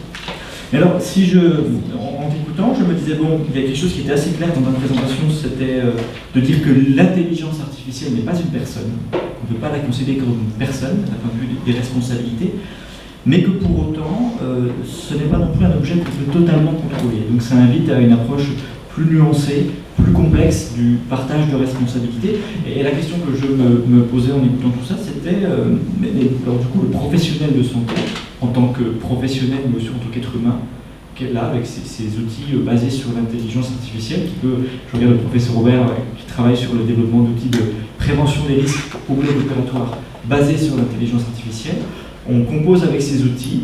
Il y a à la fois la peur de ce qui pourrait arriver si ça dysfonctionne, mais aussi la question qu'on peut se poser de quelle est la place de ces outils dans le soin, comment moi, en tant que soignant, je les intègre ou pas par rapport aux représentations ou valeurs qui guident ma pratique dans l'accompagnement au soin des personnes vulnérables. Tout ça amène quand même à re-questionner plus radicalement ce qu'on, au-delà des aspects juridiques, on peut entendre par la notion de responsabilité, justement. Tu disais que tu n'étais pas spécialiste nécessairement de la responsabilité, mais moi, il y a quelque chose que j'ai beaucoup apprécié dans les deux interventions, et c'est ce que disait Alexandre en introduction de son propos, c'est le fait qu'on est dans un espace d'incertitude, une notion qu'on a beaucoup employée nous aujourd'hui en travaillant sur la formation avec les étudiants en santé. Mais c'est le fait que sur ces questions-là, ce serait même extrêmement problématique d'avoir une forme d'expertise qui arriverait en disant, voilà, s'agissant de la responsabilité d'un point de vue juridique, c'est pas compliqué, voilà pour l'intelligence artificielle, voilà pour le soin. Mais merci pour ton intervention, Laurent. Moi, ce que je retiens, il y a un élément important, c'est que quand on essaie de voir ce qui reste, ou ce que l'on doit préserver de la responsabilité, non pas forcément de la culpabilité, mais du professionnel de santé, du soignant, de celui qui accompagne, il y a une dimension qui me vient tout de suite à l'esprit, c'est déjà de sortir un peu de la dimension juridique pure. Un soignant, ce qu'on lui demande de faire, c'est de soigner. Celui qui accompagne dans le travail social, c'est d'accompagner. Et finalement, devant qui est-ce qu'il doit répondre de son action? C'est pas seulement devant un tribunal, c'est pas seulement devant un juge ou devant une institution, mais c'est aussi peut-être d'abord devant la personne qui soigne, mais devant la personne qui l'accompagne. Et quand on essaie de remettre en perspective, par exemple, l'introduction d'outils d'intelligence artificielle dans cette relation soignante, eh bien, alors d'une part, en t'entendant, puis en faisant le lien avec le propos d'Alexandre, c'est d'abord que la notion de responsabilité, effectivement, il ne faut pas l'envisager uniquement de façon toujours négative, au sens c'est celui qui sera coupable, c'est celui qui ira en prison. C'est aussi qu'il peut y avoir une forme très positive d'approche de la responsabilité. C'est-à-dire que si l'intelligence artificielle, des outils pour la prévention des risques, pour avoir des diagnostics meilleurs, plus rapidement, plus fiables, elle nous permet d'avoir un certain nombre d'avancées ou de progrès, il y a presque une responsabilité à s'en servir. Et ça, c'est le propos que tient David Gruson au niveau de l'initiative Ethikia, au niveau national de France. C'est quelque chose qui peut être discuté par ailleurs, mais qu'il y aurait quelque chose. Ce qui pose problème sur le plan éthique, ce qui poserait problème, c'est de ne pas développer l'intelligence artificielle, parce qu'il y aurait beaucoup trop à perdre. Et que rester sur un certain nombre de conservatisme, je ne sais pas si c'est le terme approprié, mais de conservatisme vis-à-vis des nouvelles technologies, ce serait s'interdire un certain nombre de bénéfices au service de l'humain et des personnes vulnérables. Je pense que typiquement, si on nous promet via l'intelligence artificielle d'avoir des diagnostics des imageries, quand on voit les délais d'attente par exemple plus rapidement. On peut avoir des positions de principe sur je garde un rapport à l'humain, pour autant, dans l'urgence ou dans certaines situations, on peut être amené à les relativiser pragmatiquement parlant. Mais il y a quand même cette responsabilité qui ne doit pas être uniquement vue de façon trop négative, pas absolument avec une vision angélique, mais il y a une approche qui n'est pas négative, et puis il y a une approche qui n'est pas exclusive non plus. Et ça, c'est ce que j'ai pensé en t'entendant. On parlait de partage de responsabilité. Une notion qui était importante dans ce que tu disais, c'était celle de liberté, justement, qui est trait à la notion de responsabilité. Et la liberté du professionnel de santé ne se résume pas finalement à faire un diagnostic, elle ne se résume pas à employer des outils techniques. C'est quelque chose qui peut, par exemple, être transféré à un système artificiellement intelligent, mais qui a une liberté, donc une responsabilité dans la relation, par exemple. C'est ce qui a été évoqué tout à l'heure dans les questions. Le champ de la responsabilité du professionnel, ce qui concourra, le terme n'est pas très joli, mais ça dépend à quel échelon du système de santé on se trouve, mais tout ce qui va concourir à l'efficience, à l'efficacité, à la pertinence, au sens de l'action soignante, ça ne se résume pas à utiliser des outils techniques ou à utiliser ses connaissances scientifiques. Si un logiciel peut le faire mieux que nous, pourquoi pas. Il y a aussi d'autres champs de l'action soignante qui nous permettent d'exercer cette liberté ou cette autonomie du professionnel de santé. C'est la relation dont on a parlé tout à l'heure. Et il y en a un autre, mais on est un peu dedans déjà ce soir, c'est celui de la réflexion, par exemple. Aussi, Régis, tu évoquais des situations de plus en plus complexes qu'on est en train de générer. L'intelligence artificielle, malgré éventuellement les promesses qu'elle pourrait nous faire là-dessus, on y avait déjà un peu réfléchi dans un colloque Entrée spatiatique l'année dernière, pourra difficilement produire du sens dans des situations complexes, par exemple. Donc ça, c'est aussi un champ de la responsabilité du professionnel dans lequel il peut exercer son autonomie et sa liberté, quand bien même, sur certains segments, des systèmes artificiellement intelligents pourraient faire éventuellement mieux que lui. Et une notion qui était importante, c'était cette notion d'être garant. Le professionnel de santé, y compris dans l'usage des outils d'intelligence artificielle, on ne peut pas complètement les contrôler. C'est une question qu'on pourrait se poser. Est-ce qu'on peut, d'un point de vue éthique ou d'un point de vue moral, en tant que soignant, intégrer dans le soin, dans des décisions qui seront prises pour des patients, des outils qu'on ne contrôle pas tout à fait? En tous les cas, on ne les contrôle peut-être pas complètement, mais on peut être en partie garant de l'utilisation, de l'usage qui en sera fait, j'allais dire du service après-vente, et de la relation soignante par laquelle ça s'inscrit. On revient au problème, aux apories de la médecine contemporaine ou de la médecine trop technoscientifique. Ça ne se réduit pas à faire un diagnostic, ça ne se réduit pas à prendre des décisions thérapeutiques ou à mettre en œuvre un traitement. Il y a aussi tout ce qui va aller avec, ou ce qui lui donnera même plus de sens, c'est la relation dans laquelle ça va s'inscrire. C'est peut-être même d'ailleurs, mais ça on peut en débattre aussi, des responsabilités fondamentales à laquelle l'intelligence artificielle va nous renvoyer, c'est cette responsabilité qu'on a dans la relation qu'on pourra peut-être d'autant plus réinvestir, qu'on aura moins de temps, j'allais dire, à perdre, entre guillemets, ou à consacrer à des tâches qu'on pourra éventuellement déléguer. C'était ce que moi ça m'évoquait, cette notion de garantie, ça rejoint ce que défend David Bouzon sur cette notion de garantie humaine. C'est quelque chose qu'on va interroger dans notre colloque annuel d'ailleurs. Est-ce que la garantie humaine, sur une garantie humaine pour nous prévenir de cet effet Frankenstein que tu évoquais, c'est encore un autre sujet de débat. En tous les cas, je trouve que pour revenir sur les fondamentaux de la notion de responsabilité, ça nous montrait, dans ta présentation, qu'il y a d'autres champs qui peuvent être explorés, qui ne se réduisent pas au champ de compétences sur lesquels l'IA pourra potentiellement nous surpasser. Est-ce qu'il y a des... Régis Thibault, à vous entendre là, j'essaie de penser ce qu'être responsable veut dire de mon point de vue de responsable dans le domaine de la santé, par rapport au fait d'assumer la responsabilité, de choisir que le risque est consubstantiel à l'exercice qui est le mien, et qui comporte donc un devoir de responsabilité. Et donc, ça sous-entend que j'intègre la notion à la fois d'incertitude et donc de risque. Et je pense qu'on pourrait, je dis ça par rapport à ce qu'est la responsabilité de l'homme que je suis, je pense que l'intelligence artificielle, on pourrait presque avoir la même phrase. Il y a un risque à l'intelligence artificielle. Le risque il est lié à l'absence de contrôle absolu, cette part d'autonomie, cette possibilité d'aller plus loin que ce que l'on croyait qu'il était possible. Il y a la responsabilité, c'est de se dire quel risque acceptons-nous et quelle part d'incertitude dans le développement de l'intelligence artificielle acceptons-nous. Parce que Et du coup, je m'éloigne de la notion de culpabilité quand je parle de cette responsabilité. Je considère que si le monde ou ce qu'il produit n'assume plus la responsabilité, eh bien, nous sommes dans une impasse.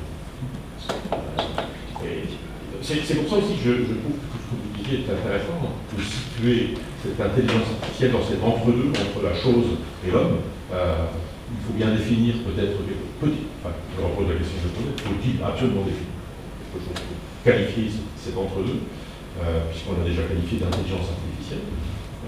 Force est de constater, à mon sens, que alors que l'on croit que le développement de l'intelligence artificielle est une conquête sur la maîtrise du risque, c'est la genèse de nouveaux risques. Et par définition, c'est nouveau. Il ne faut pas connaître avant de les avoir à assumer. Je trouve que c'est important de l'intégrer. Et puis c'est même l'exponentialité de risques déjà existants aussi, à certains égards. Je parlais des logiciels de trading haute fréquence. Le jour où ça cause un problème, ça cause un problème qui est 100 fois plus gros que... Et effectivement, c'est aussi une façon d'assumer aussi sa création. Qui s'en expliquera de ces erreurs de la machine, entre guillemets. Même si on intègre cette idée de risque, c'est pas la machine qui expliquera l'erreur.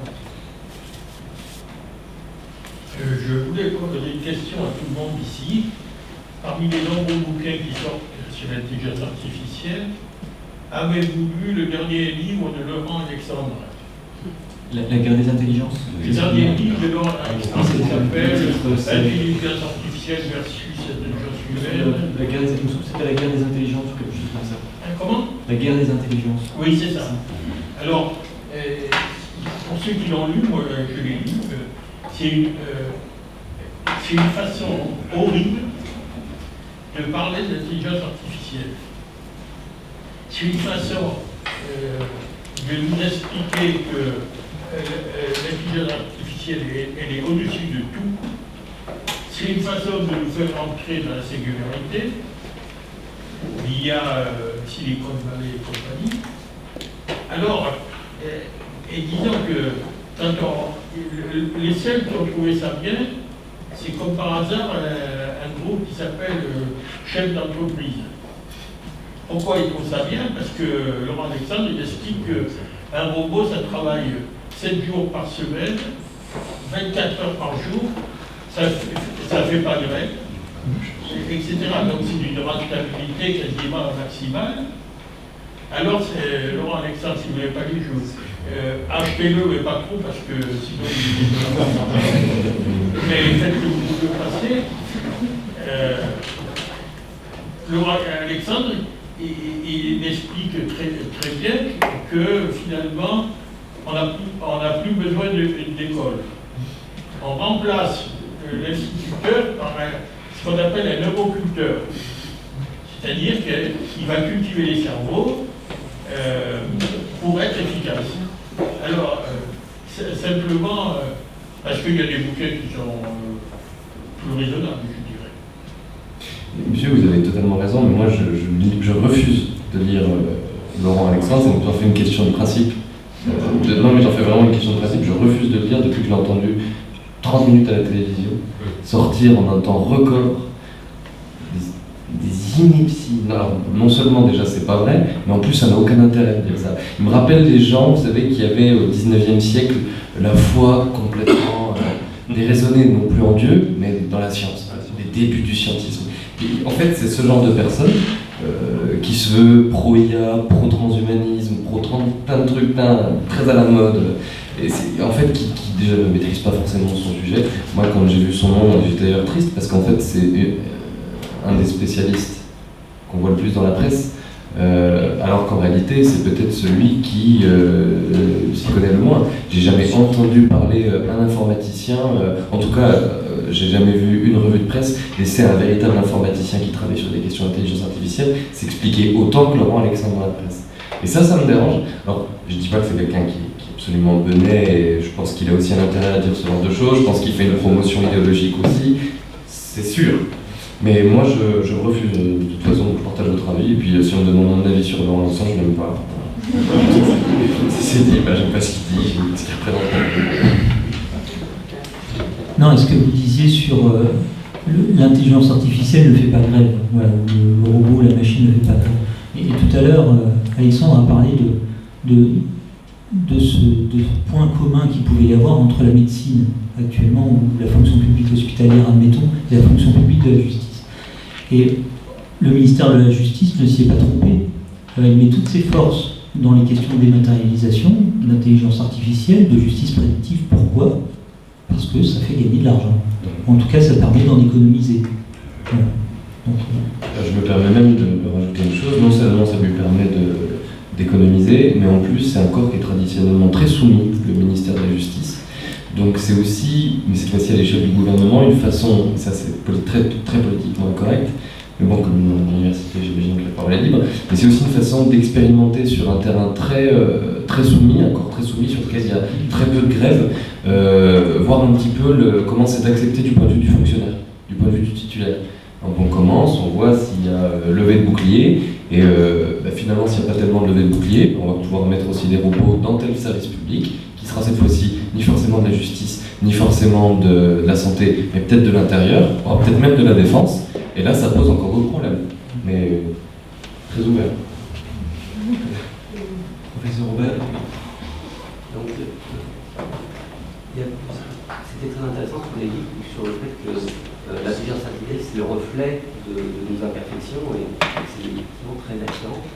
Et donc, c'est sûr que nous, en tant que... Moi, je suis chirurgien, donc c'est un métier très technique. Après, il y a bien sûr une partie relationnelle qui est très importante, mais c'est une technique. C'est vrai qu'on est aussi assez imparfait. Alors, ça se dit pas, mais c'est vrai que les chirurgiens sont imparfaits. Donc, on est très demandeur de s'améliorer, et l'intelligence artificielle, c'est quand même une aide qui nous sera considérable, parce que on n'a pas une vigilance permanente, optimale, 24 heures sur 24, et on fait des erreurs. Et donc, il ne faut pas imaginer que nous, les chirurgiens, on va remplacer les chirurgiens par l'intelligence artificielle. Ce qu'on espère, c'est d'avoir une aide importante de l'intelligence artificielle, parce qu'on n'a pas le choix. On n'a pas le choix parce qu'on a besoin d'être de plus en plus précis. Si, par exemple, vous pensez à un proche qui doit se faire opérer, ça m'est arrivé il n'y a pas longtemps, j'ai une famille qui allait pouvoir déménager, et leur enfant demandait, je voudrais que mon enfant soit opéré, je ne sais pas moi, à Rouen. Je lui dis, je connais un chirurgien qui est à Rouen, qui pourrait opérer votre enfant, et en plus il est très sympathique, il est très agréable. Mais la famille, elle m'a dit, mais oui, mais est-ce qu'il opère bien? Parce que ce que demandait la famille, c'est est-ce qu'il opère bien? Bon, c'est ce qu'on demande d'un chirurgien. En tout cas, ce que pensent apparemment les gens. Et un chirurgien, c'est un chirurgien qui a des capacités techniques et des compétences qui ne sont pas forcément techniques. On aimerait bien avoir tous, dans le meilleur des mondes, un chirurgien sympathique, empathique et extrêmement performant. Bon, on n'a pas toujours ça sous la main. Et donc, grâce à des outils technologiques, un jour, j'espère que nous pourrons et que nos enfants pourront avoir les deux. Un jour, peut-être que le robot fera le geste technique, il y aura quand même un chirurgien à côté de ce robot pour travailler, pour améliorer la prise en charge. Et ça, du coup, ça change le mot ça change le sens du mot chirurgie, en réalité. Pas tout à fait, parce qu'en tant que chirurgien, je me sens technicien, mais je me sens aussi responsable d'un enfant que j'opère, de la relation avec ses familles, et les deux sont importants. Ça, c'est la première chose qui fait que, en tant que chirurgien, le fait que je sache mes imperfections me pousse à avoir une aide. Alors avant, c'était avoir des meilleurs bistouris, des bistouris électriques, des instruments de fusion, mais c'est aussi une aide pour mon métier de chirurgien. La deuxième chose, c'est que on imagine le médecin comme étant connaissant énormément de choses. Alors, c'est pas faux, sauf que avec le développement des connaissances, on est de plus en plus ignorant. Parce qu'il y a tellement de choses. Un exemple typique, c'est le nombre de publications scientifiques, qui est exponentiel. Je pense qu'au XVIIIe, XIXe siècle, il y avait peut-être 2 revues, puis au début du XXe, peut-être 50, mais maintenant c'est des millions. Et ces millions utilisent des milliards de de connaissances. Et ces milliards de connaissances, on ne peut pas, en tant qu'humain, les appréhender. Et donc, on va avoir besoin d'un filtre, et les outils d'IA, ça va nous aider à filtrer ces masses d'informations pour lesquelles c'est impossible pour un médecin maintenant. Et c'est pour ça que je rejoins le fait que M. Bourrier disait, c'est que le métier de médecin va changer, et on espère qu'il va changer grâce à l'intelligence artificielle. Parce que justement, un gastro-entérologue, il ne peut plus être au fait des choses en temps réel, et on aura besoin d'outils qui vont filtrer tout ça. Et notre rôle, ça sera effectivement plutôt la régulation, de savoir quel outil on va utiliser, avec des responsabilités, en particulier pour les institutions, on va acheter un outil d'IA, il y aura une responsabilité pour le choix de l'outil, et nous, la façon dont on l'utilise. Donc je pense qu'on a, voit la compagnie, je pense que c'est indispensable. Il y avait, avant Lise, il y avait une question. Une question sur le parallèle qu'on avait fait au début de la réflexion sur les voitures connectées et on est sur une notion de garantie humaine. C'est-à-dire qu'en fait, in fine, il y a toujours un utilisateur qui est à l'intérieur de quelque chose qui est relativement autonome, artificiel, mais qui à un moment donné a bien passé un permis pour l'utiliser. Et je me demandais s'il ne fallait pas élargir cette notion de permis d'utilisation vis-à-vis de l'intelligence artificielle à d'autres aspects que la voiture connectée. Il y aurait cette notion de garantie humaine. À un moment donné, je suis capable de reprendre ma main ou je suis capable de discerner si l'intelligence artificielle qui est à mon service, un simple outil, est capable ou pas de mener la mission que je lui ai donnée. Voire même d'élargir cette garantie humaine à une approche, si je reprends le domaine de la santé, une approche plus collégiale. Parce que si on a une responsabilité humaine individuelle face à une intelligence artificielle, on pourrait avoir le biais à un moment donné de dire tout bon professionnel que je suis, même si j'ai confiance en moi, je me dis l'intelligence artificielle qui est là à mon service connaît bien plus de choses que moi. Donc peut-être que je vais lui faire confiance et qu'à un moment donné, il y aura peut-être quelque chose qui va rompre à ce moment-là. Et peut-être qu'il faudra élargir cette notion de confiance, mais de la partager entre des agents humains, en l'occurrence, qui seraient capables de discerner la compétence de l'intelligence artificielle. Alors ça peut passer par la création d'une sorte d'autorité administrative indépendante, par exemple, qui pourrait être qui pourrait un petit peu comme pour la CNIL, qui pourrait être tenue, d'ailleurs ça pourrait même être une démission supplémentaire de la CNIL, d'intervenir notamment quand il y a un pépin avec une IA et une voiture connectée, petit d'exemple. Et ça pourrait même être en amont, en réalité, du dommage, avant même de parler de collégialité du groupe, on pourrait même penser à prévoir une obligation de déclaration de tous les systèmes d'intelligence artificielle qui devraient correspondre à un cahier des charges. Ça pourrait être quelque chose d'intéressant. Pourquoi est-ce qu'on en prévoirait pour certains fichiers qui existent déjà, des fichiers utilisés par le ministère de l'Intérieur, par le ministère de la Santé, par les organismes gouvernementaux et les entreprises privées? On peut aussi prévoir un cahier des charges pour les systèmes d'IA qui devraient respecter un certain nombre de choses, réutilisées dans le cadre d'une boîte noire par la suite, traitées par l'autorité administrative indépendante qui serait la CNIL, avec une forme de collégialité qui donnerait son avis du coup sur la question de l'intervention humaine ou l'absence d'intervention humaine. C'est quelque chose qui est tout à fait envisageable et pour le coup ça par contre il y a des gens qui en parlent. On parlait de David Gruson de la notion de garantie humaine. La manière dont pour lui, au niveau de l'initiative éthique IA, et c'est ce qui a été valorisé dans les rapports du CCNE d'ailleurs, ça doit s'incarner, c'est précisément ce qu'il appelle un collège de garantie humaine. C'est-à-dire l'IA fera mieux que nous, par contre, ce sera toujours intéressant à certains moments, régulièrement, de réunir un collège de professionnels de santé, de représentants des usagers, de conséquents pour prendre un peu au hasard un certain nombre de dossiers et de vérifier que ceux qui sont passés, disons, entre les mains de l'IA, de l'intelligence artificielle, donc les résultats de ces dossiers en termes de résultats de qualité des soins, de parcours d'usagers, soient conformes à ce que nous, d'un point de vue humain, on attend. Il y a aussi une autre chose en termes de méthode de garantie humaine qui est moins évoquée mais qui pourrait passer, c'est pour rejoindre la notion de cahier des charges qu'emploie Alexandre, c'est celle d'éthique by design, c'est cette notion qui est employée, qui est de dire l'éthique, on va l'implémenter dans l'algorithme dès le départ. On va faire en sorte qu'il y ait un certain nombre de garde-fous qui soient implémentés directement dans l'algorithme, dans le logiciel, et donc par complémentarité des méthodes, on peut aussi, et dans le cahier des charges, si on est sur un niveau plus institutionnel, on peut arriver comme ça à recouvrir un petit peu l'ensemble des niveaux auxquels on doit apporter une certaine vigilance là-dessus. Probablement, on peut faire les deux.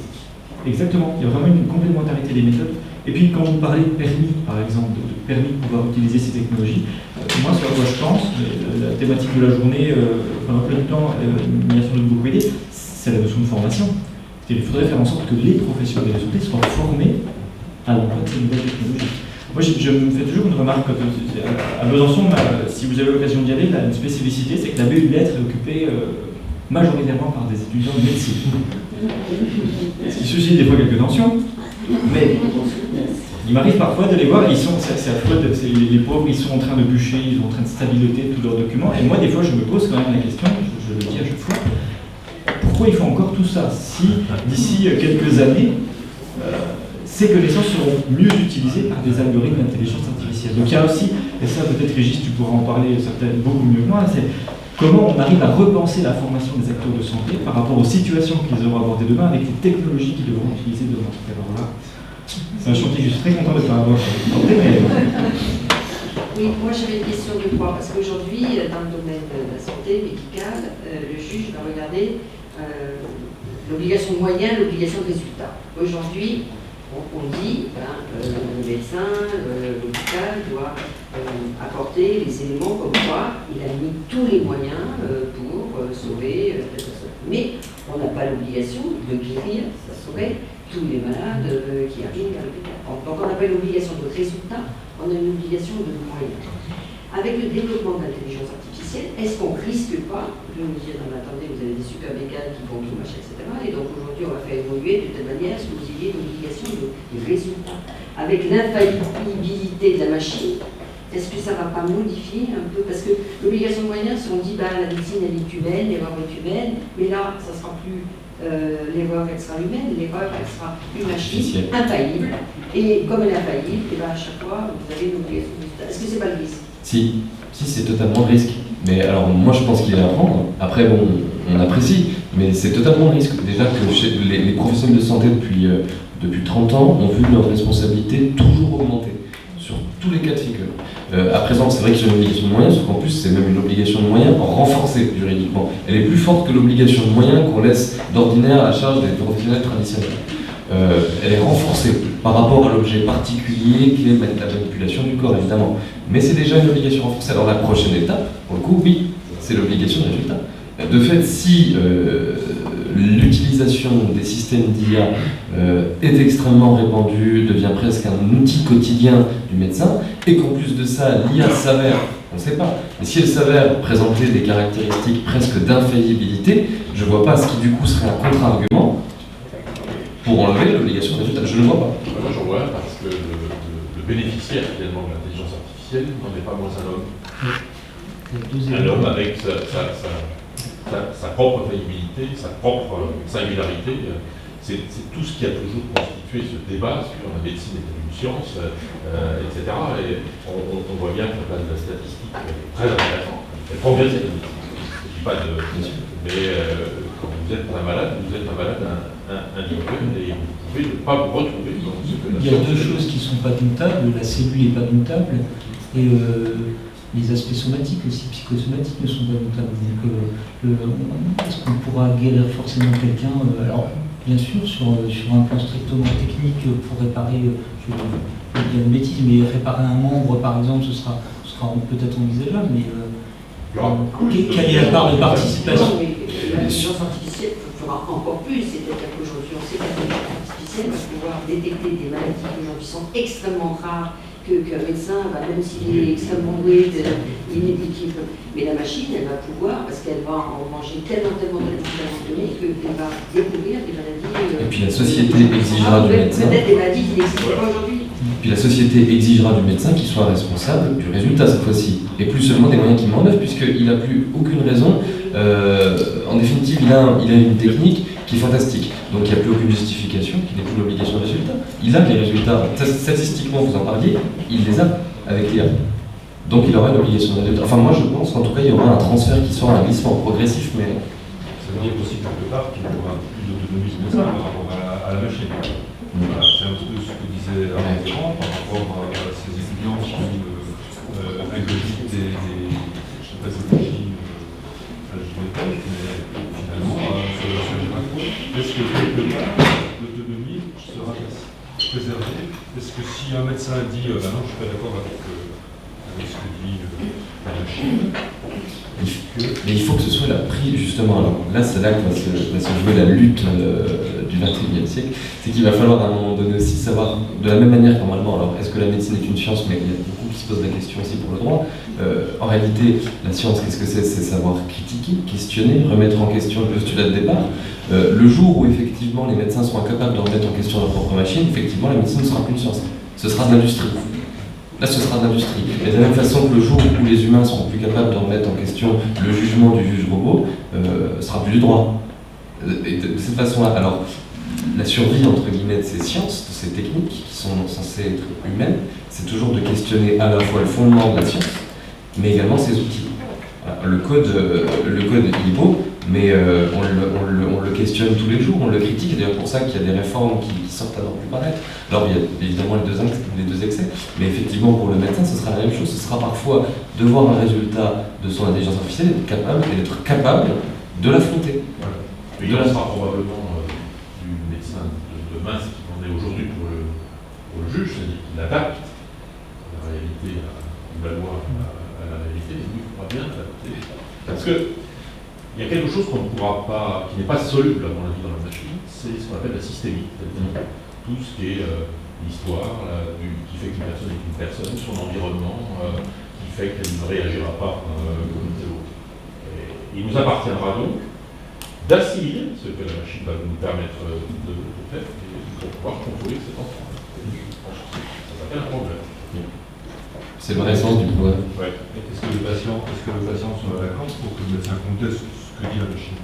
Ah ouais. Là par contre, c'est ce qu'on disait tout à l'heure sur les négociations. Alors ça dépend si on est dans un cadre privé ou public, mais par contre je ne vois pas ce qui empêcherait effectivement un médecin de poser dans son contrat le fait qu'il se réserve, lui médecin professionnel de santé, la possibilité de contester la décision de son intelligence artificielle sur un contrat.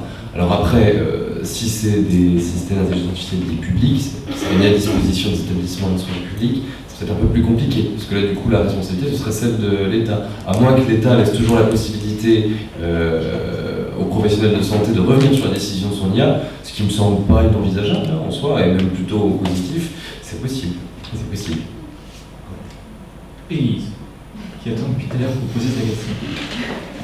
C'était plus une réflexion, c'était la question alors à la fois du vécu du chirurgien par exemple dans son rapport à son pouvoir ou en tant que psychologue j'ai envie de dire à sa toute-puissance, mais surtout à celle des patients vis-à-vis du chirurgien. Parce que je soupçonne beaucoup plus les patients de fantasmer une toute-puissance du chirurgien que du chirurgien de l'auto-fantasme.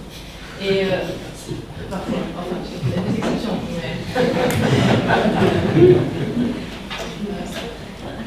Par ailleurs, du coup, le recours à l'intelligence artificielle, c'est une forme d'aveu de vulnérabilité du chirurgien. Je vous regarde parce que finalement ça va dans la lignée ce que vous nommiez, mais c'est-à-dire que effectivement, c'est à la fois un aveu de vulnérabilité pour le chirurgien de travailler avec l'intelligence artificielle, et pour le coup, c'est quand même renforcé aux yeux du grand public, à mes yeux, un fantasme d'invulnérabilité ou d'infaillibilité.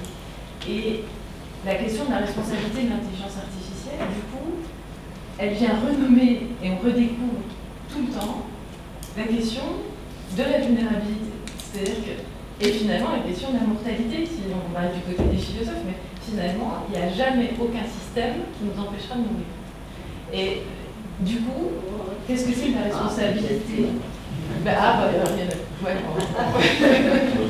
En tout cas, voilà, moi, la question de l'intelligence artificielle, elle pousse la chose, elle va pousser la performance, elle va pousser une forme de puissance, de pouvoir, selon le préférentiel.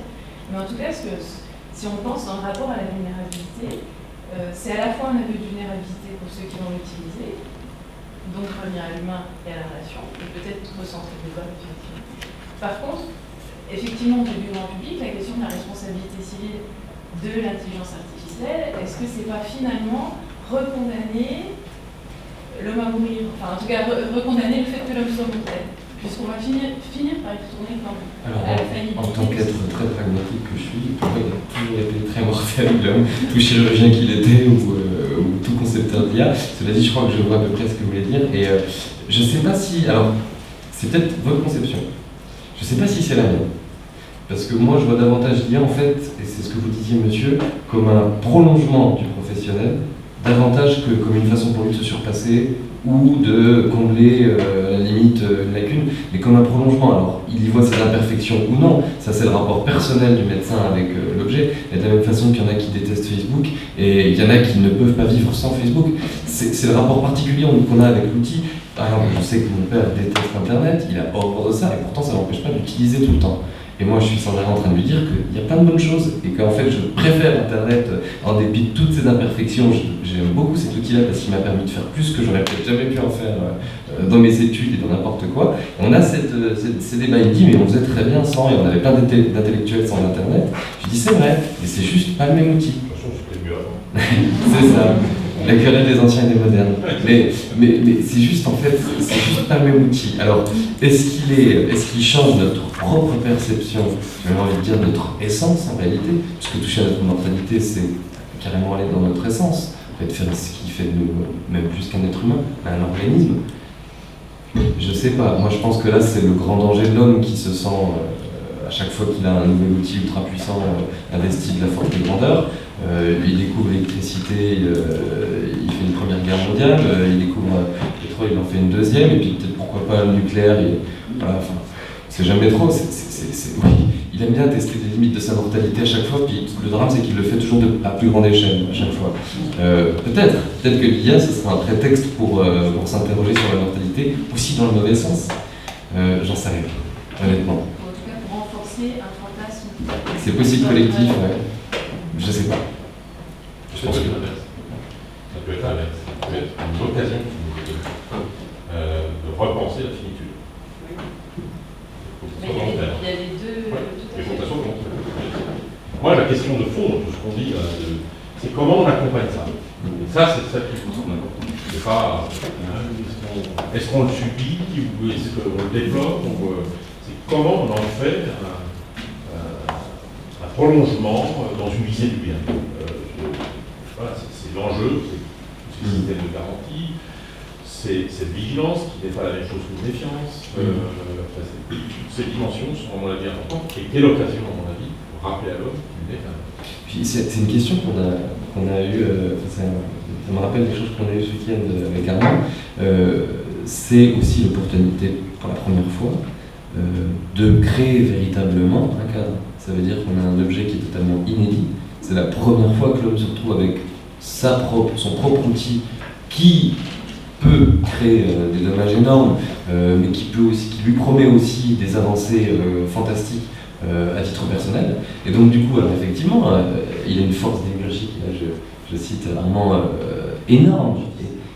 Tu as utilisé le mot démiurgique, j'ai beaucoup aimé. C'est vrai, du coup il a une faculté de création qui est fantastique, enfin, toute puissance. En même temps, c'est aussi un bel enjeu, c'est la première fois qu'on peut créer un cadre qui, pour le coup, serait pas idéologique. C'est-à-dire qu'il serait éthique, mais pas forcément idéologique au sens politique du terme, politique au XXIe siècle. Et ça, c'est quand même une sacrée chance. À une heure où tout le monde dit oui, les querelles idéologiques du XXe siècle terminées, il y a plus de... Là, du coup, on a la possibilité de vraiment penser la place de l'homme dans sa société. Et par rapport à un outil, et là aussi c'est quelque chose, je pense, important de dire, si les professionnels décident de le mettre un petit peu de côté, de dire bon, j'ai quand même une méfiance parce qu'il y a un vrai danger avec cet outil, c'est possible. Je pense que vous êtes assez ouvert d'esprit pour être présent dans cette salle ce soir. Je pense que beaucoup de vos confrères et de vos consoeurs sont peut-être pas forcément de votre avis. Il y a une façon qu'il y a énormément de professionnels dans le milieu du droit qui se méfient de l'intelligence comme de la peste bubonique. Et pour le coup, le drame, c'est qu'en fait, en ayant ce genre de comportement, on va le céder à qui? À des acteurs privés, économiques, ultra influents, et qui du coup, ils verront juste un produit de marketing, ils le dériveront sous toutes ces sauces. Et là, pour le coup, il y en aura des pas belles du tout. Qui seront absolument ni démiurgiques, ni interrogatrices de l'essence, ou beaucoup moins métaphysiques, et purement pratiques de rentabilité sur un instant T, une année N-1 rentabilité de chiffre d'affaires. Et là, pour le coup, c'est le vrai drame. Et c'est un peu le drame dans lequel est tombé, par exemple, la voiture, les transports, enfin ce genre de choses. Je fais des traits énormes et ultra caricaturaux. Mais je pense que dans l'esprit, c'est aussi s'approprier cette question-là en faisant justement un débat citoyen qui vient de la part de ceux qui veut vraiment, c'est ce qui est très appréciable dans ce comité d'éthique, c'est que du coup, c'est les gens qui vont utiliser cet outil qui font naître le débat. Et c'est pas ceux qui le créent qui l'imposent. Et ça, c'est très, très agréable, parce qu'en réalité, du coup, c'est là qu'on va créer le code des peuples qui sont avec le temps. C'est en fait là qu'on fait les lois les plus infaillibles, en tout cas celles qui sont les plus certaines de jouer, je pense. Frédéric, vous vouliez dire quelque chose? Donc on va complètement dévier. D'autres questions? Juste après, dans le cadre de la mondialisation, est-ce qu'on a vraiment le choix? C'est-à-dire, si on ne le fait pas, croyez pas que les Chinois, les Américains, déjà, le font, ils le font. Voilà, je veux dire, est-ce qu'on vraiment. Les Chinois le font, mais ils le font pas bien. Ça, c'est une dérive. On n'a pas le choix, effectivement, travailler sur l'accompagnement, mais c'est déjà tellement avancé. Oui, en fait, ce que vous dites, c'est intéressant au niveau de l'amplitude. C'est-à-dire qu'en France, par exemple, on va se poser des questions sur la santé. Les Chinois, par exemple, eux, ils s'en posent au niveau de la sécurité. Donc ça change déjà la philosophie de conception des systèmes d'intelligence artificielle. Quand on pense, nous, à faire des IA qui sauvent, en principe, eux, ils font des IA qui surveillent. Donc, si vous voulez, alors ça pose des questions au niveau de la mondialisation, puisque il n'y a rien qui les empêche. Effectivement, c'est un étudiant en médecine que j'ai rencontré, avec qui j'ai fait une soirée il n'y a pas très longtemps, qui est parti en Corée du Sud et qui m'a dit que l'IA en Corée du Sud, il y avait une spécialité qui avait disparu en médecine, c'était la radiologie. Maintenant, c'est des IA qui le font en Corée du Sud. Et ici, à terme, ça va être, à court terme, ça va être ce qui va se passer aussi, c'est ce qu'il me disait. Et honnêtement, ça, c'est positif, l'IA. Et effectivement, la mondialisation va faire que les échanges de savoir entre communautés scientifiques au niveau mondial vont permettre l'échange de progrès au niveau de l'IA médicale, mais aussi, je ne sais pas si c'est un progrès au niveau de l'IA sécuritaire et de défense, j'en parlais aussi. C'est une question qui revient, qui est récurrente et qui est ultra liée à la mondialisation, et l'utilisation des armes autonomes létales. Donc ça, c'est ni plus ni moins que des Terminators, hein. C'est ça, hein. C'est Terminator, le T-2000. Il est très concrètement utilisé sur le champ de bataille un drone qui est capable d'abattre tout seul, de son propre chef, des cibles humaines qui découvre comme dangereuses. Alors, il y a déjà un problème, c'est que le déséquilibre de la guerre qui est complètement prohibé par les conventions de Genève, on sait qu'elles n'ont jamais été respectées, mais c'est pas grave, elles existent quand même. On va dire que dans une dimension éthique, même si on sait qu'il y a du mal à les appliquer, on essaie quand même, parce que c'est ça qui fait le caractère civilisé des nations. Donc on essaie quand même. C'est vrai que les guerres, ça n'a jamais été très très très drôle. Cela dit, si c'est une IA qui le fait, ce qu'on appelle le prix du sang, et ce que les militaires eux-mêmes appellent le prix du sang, ne va plus avoir aucune valeur. Et ça, c'est dramatique, puisque une paix, et ça on le dit assez peu, je trouve, surtout dans une société où on a vachement de pudeur à l'égard de ça, une paix se savoure aussi à ses défaites, en fait, au nombre de gens qui sont morts, et c'est triste à dire, mais c'est la pure vérité. Le jour où on n'a plus personne qui meurt à une guerre, qu'est-ce que c'est en fait cette guerre? C'est plus une guerre, qu'est-ce que c'est? Alors les populations civiles qui sont des données statistiques, hein, comme disait Staline, une personne qui meurt c'est un drame, 1 million c'est une statistique. Voilà, en fait c'est de ça qu'on parle à terme avec les systèmes létaux autonomes. C'est de ça qu'on parle, et là pour le coup ça c'est uniquement lié à la mondialisation. D'où la nécessité de le penser comme un double enjeu, à la fois éthique et à la fois de développement. Ça peut paraître un peu Don Quichotesque, c'est-à-dire pendant que les Chinois sont en train de créer des systèmes de surveillance, etc. Là, je crois qu'on n'a pas tort de penser à citoyen dans une société qui peut disparaître aussi. C'est primordial. Parce qu'en fait, c'est ce qui fera la différence. C'est-à-dire que si notre système à nous est suffisamment bien verrouillé de l'intérieur pour justement pas permettre la perméabilité de ces systèmes-là qui sont dangereux, peut-être qu'à terme, il y a une chance de résistance.